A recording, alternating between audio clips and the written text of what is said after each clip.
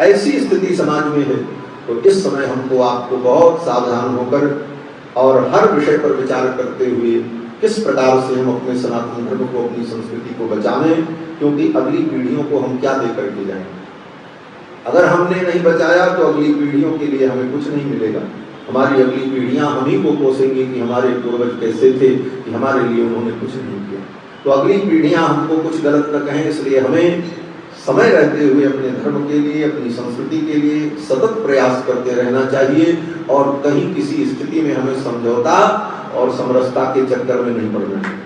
समरसता और समझौता के चक्कर में पड़े तो हमारा धार्मिक सिद्धांत विखंडित होता है।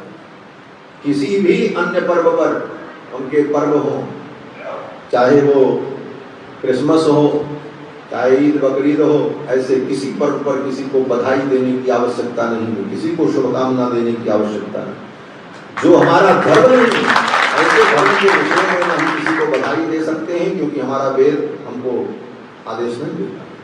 वेद के विरुद्ध किसी भी सिद्धांत का हम समर्थन नहीं करेंगे। अपनी सनातन परंपरा के विरुद्ध किसी भी सिद्धांत का हम कभी समर्थन नहीं करेंगे। मानव होने के नाते, तुम भी मानव हो, मानव होने के नाते हम तुम्हारे लिए इतना कर सकते हैं कि अगर तुम भूखे मर रहे हो तो तुमको रोटी दे देंगे, अगर तुम्हारा पैर टूट गया तो हम इलाज करा देंगे। लेकिन ये कहो कि तुम्हारी बात को हम मानकर तुमको हम बधाई देने जाएं, तुम्हारा रोजा अफ्तार कराने जाएं, तुम्हारे खुशी के लिए हम अपने सिद्धांत से हट करके कोई कार्य करें, तो ऐसा कार्य जीवन में हमको आपको नहीं करना चाहिए। इस बात को आप गांठ बांध लीजिए, तब